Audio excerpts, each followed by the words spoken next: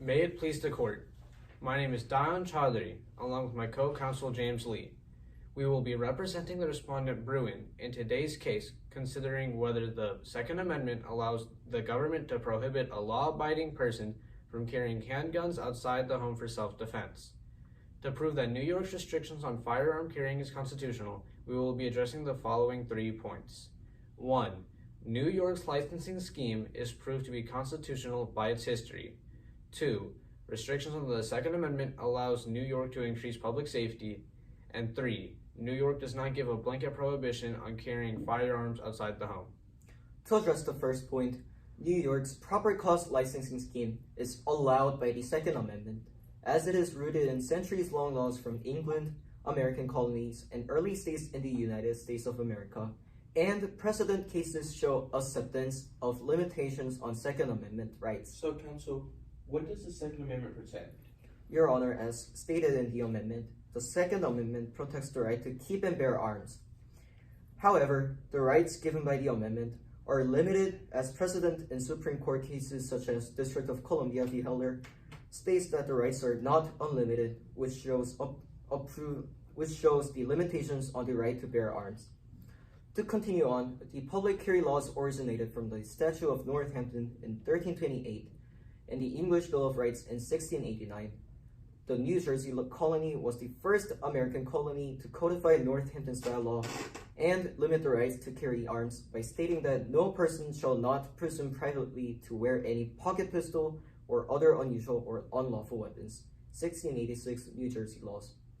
Many other colonies followed by enacting similar laws, for example, 1692 Massachusetts laws, 1699 New Hampshire laws, 1786 Virginia Acts, 1792 North Carolina law, 1795 Massachusetts law, and 1801 Tennessee law. Counsel, why did the framers include the Second Amendment in the Bill of Rights? Your Honor, the Second Amendment was added to ensure there's a source of protection and easier gathering of militia.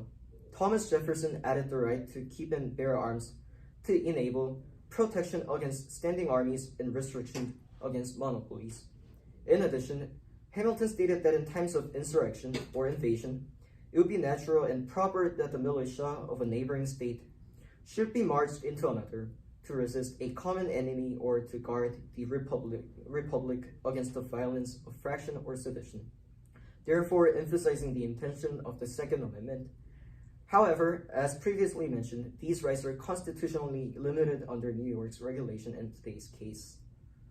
To continue on, in contrast to the petitioner's claim that the early Americans had the unrestrained right to carry firearms in any public place and the contemporary New York laws over public firearm carry are harsh, Second Amendment right regulation has loosened after the colonial and early American laws that arrested people for carrying firearms in public, even if the arrestee did not threaten any person or engage in any particular violence. James Ewing, a treatise on the office of the Justices of the Peace, and do not allow a person to simply evade arrest by alleging that such a one threatened him and wears it for safety. William Hawkins, a treatise of the pleas of the crown. So, counsel, I have a question. What are the limits of the Second Amendment's protection? Your Honor, the Second Amendment's protection in today's case is limited to the decisions of the local magistrates in charge of issuing a license to carry in New York. If the applicant demonstrates a good moral character and no reasons to deny the application, they will receive a license for home possession. And if the applicant demonstrates a good moral character and a proper cause, they will receive an unrestricted license for concealed carrying in public. To continue on, although early Americans in the rural areas commonly carried firearms to fend off dangers, strangers, animals, or foreign enemies when traveling on unprotected highways or through the unsettled frontier, not all regions in early America enjoyed the unrestricted right to carry firearms. For in the areas with any great concourse of the people, local authorities retained the jurisdiction to restrict or even ban the carrying of firearms. James Davis, The Office and Authority of the Justice of the Peace. In 1836, Massachusetts enacted a law restricting the public carrying of firearms except for the ones who had a reasonable cause to fear an assault or other injury or violence of his person, or to his family or property, followed by the Supreme Court holdings to uphold such restrictions as constitutional. For example, Andrew v. State, that shows that states could limit the public carry of handguns to circumstances when the weapon is worn bona fide to ward off or meet imminent and threatened danger. English v. State, that shows that states could regulate the place, the time, and the manner in which certain deadly weapons may be carried as means of violence of his person, or to his family or property. Massachusetts in 1906 transformed its good cause law into a licensing scheme that allowed applicants to obtain an unrestricted public carry license if they demonstrated a good reason to fear an injury to people or property. 1906 Massachusetts Acts. 7 years later, New York enacted a similar analogous proper cause law, 1913 New York laws. Under this law, any magistrates were allowed to issue a license for home possession if the magistrate was satisfied of the good moral character of the applicant and no other good cause exists to deny the license, and to issue an unrestricted license for concealed carrying in public upon proof of good moral character, and that proper cause exists for the issuance thereof. The current law that requires individuals to obtain a license to possess or carry a concealable firearm is substantially the same as the law enacted in 1913. Currently, the applicant seeking a license to carry a concealable handgun in public without restriction must show an actual and articulable rather than merely speculative or specious need for self-defense. Kachalski citing Klenowski v. New York. Counsel, is there a difference between openly carrying a firearm and a concealed carrying a firearm? Your Honor, there is. Openly carrying a firearm fully or partially is carrying a firearm partially or fully visible to others in public. Although not directly stated in penal codes, New York bans open carry in every form. Concealed carry is carrying concealed weapon in one's person in public. Can be on body, in holster, or off-body purse, backpack, specialized accessories, and garments. New York allows residents to carry concealed with a license given by the local magistrate. This allows the state to regulate the usage of firearms.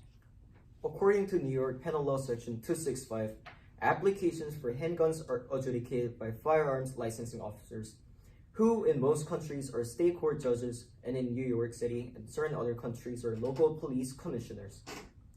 Licensing officers determine the existence of the proper cause by considering an open universe of person and locality specific factors bearing on the applicant's need for self-defense. For example, application of O'Connor. Such regulation on the rights to carry firearms is constitutional, for it is protected by our federal system, Graham v. Florida, and it allows local police more sensitive to the diverse needs of heterogeneous society, permits innovation and experimentation, and enables greater citizen involvement in democratic process. Bond v. United States. The petitioners challenge such regulation, for in their views, New York's licensing scheme violates the Second Amendment, as the District of Columbia v. Heller agreed that a critical aspect of the right to bear arms extends beyond the home. Counsel, what weapons do the term arms mean? Your Honor, as according to Caetano v. Massachusetts, quoting District of Columbia v. Heller, it states that the Second Amendment extends to all instruments that constitute bearable arms, even those that were not in existence at the time of the founding. To be more specific, the term firearm in today's case is defined by the state of New York to include handgun, including pistols and revolvers, but excludes most rifles and shotguns, which are not subject to New York's licensing scheme. To continue on, however, the petitioners do not acknowledge that the right to keep and bear arms is not unlimited and does not allow a person to keep and carry weapons whatsoever in any manner whatsoever. What is the difference, if any, between the verbs keep and bear? Your Honor, keep means to own, while bear means to carry. Keep means it doesn't have to be on your person and can be kept somewhere else, including one's home, and bear is to have it on your person and be with you. In addition, decisions from Heller and McDonald make clear that the Second Amendment protects not only the individual right to keep arms for protection inside the home, but also the individual right to bear arms protection outside the homes, emphasizing the significance between the two verbs. To continue on, also as many precedents show, New York's proper cause requirement does not violate the Second Amendment, Kuchowski and Libertarian Party of Erie. Furthermore, petitioners Nash and Koch assert that they do not face any special or unique danger to their lives, but they nonetheless wish to carry a handgun in public without restriction for the purpose of self-defense, therefore unreasonably disputing the constitutionally regulated Second Amendment right in the state in which they reside. Secondly, states with more gun regulation tend to show a decrease in gun violence. Giffords Law Center made a scorecard of all 50 states comparing the strength of their gun laws compared to gun deaths. There is an undeniable correlation showing that stronger gun laws lead to less gun-related deaths. California has the strongest gun laws in the country with the fourth least amount of gun deaths. Giffords Law Center grades each state on a letter grading system based on the most recent gun deaths per state released by the CDC, with the lowest being F, then D, C, B, and A. Since the 2018 Parkland shooting, Virginia has made improvements to its background checks and child prevention laws for gun safety and went from a D to a B in 2 years. The American Psychological Association released an article stating, "Prevention efforts guided by research on developmental risk can reduce the likelihood that firearms will be introduced into community and family conflicts or criminal activity." They later said, how should the court consider the public safety implications of licenses to carry firearms? Your Honor, safety implications of license to carry firearms should be considered essential for the safety of the state, since statistics show decreased gun violence with more gun regulation. It has been proven by the Centers for Disease Control and Prevention, which tracks firearm deaths, that states with more gun control laws have less gun-related deaths caused by firearms. In 2016, research shows that Alaska was the state with the least amount of gun control laws, with 4, and had 23.3 gun-related deaths per 100,000, compared to Massachusetts, which had 103 firearm-related laws, with only 3.4 firearm-related deaths per 100,000 people. In addition, Your Honor, a graph from a project by the Boston University School of Public Health shows that the more gun laws do lead to less gun-related death, and that Massachusetts and Alaska aren't outliers. The American Psychological Association released an article stating, "Prevention efforts guided by research on developmental risk can reduce the likelihood that firearms will be introduced into community and family conflicts or criminal activity." They later say that prevention methods lead to less gun-related deaths.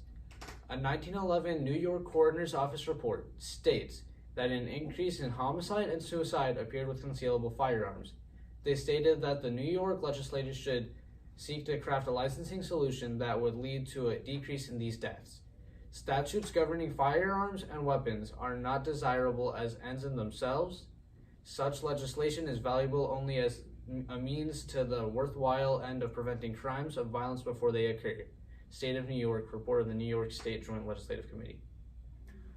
Lastly, and contrary to the petitioner's argument that New York's licensing scheme law gives a blanket prohibition on the right to carry firearms for, in their views, only small subset of the people protected by a Second Amendment are permitted to carry firearms in public, many precedents demonstrate the actual examples of blanket prohibition that are distinguishable from New York's licensing schemes and show that New York's gun regulation is not considered to prohibit the right given by the Constitution to majority of the people.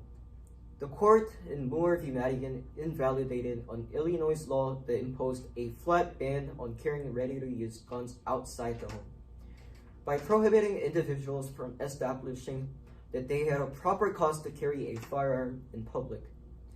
Furthermore, the court in Moore v. Madigan in regards to New York's firearm regulation noted that New York's licensing scheme reflects a recognition that the interest in self-defense extends outside the home, and that New York acted constitutionally when the state decided not to ban handgun possession, but to limit it to those individuals who have an actual reason to carry the weapon. The District of Columbia law under consideration in District of Columbia v. Heller banned handgun possession by making it a crime to carry an unregistered firearm and prohibiting registration of handguns, and by requiring lawfully owned firearms unloaded and disassembled, or bound by a trigger lock or a similar device.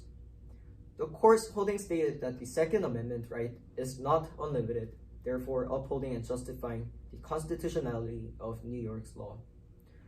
The District of Columbia law under consideration in Rand v. District of Columbia also was considered by the court as a blanket prohibition, for it permitted individuals to obtain a concealed carry license if they could show a special need for self-defense that provides serious threats of death or serious bodily harm, any attacks on their person. This total ban was per se unconstitutional because it destroyed the ordinarily situated citizen's right to bear arms outside the home. In regards to New York's licensing scheme, the court in Rand v. District of Columbia also upheld New York's licensing scheme, for it does not limit the types of certain circumstances the applicants may present in seeking to establish a need for self-defense and require an actual and articulable rather than merely speculative or specious need. Kaczowski. In conclusion, this court should rule in favor of the respondent, as it must uphold the history of the law, public safety of New York, and because the New York's licensing scheme does not give a blanket prohibition on public carrying of firearms.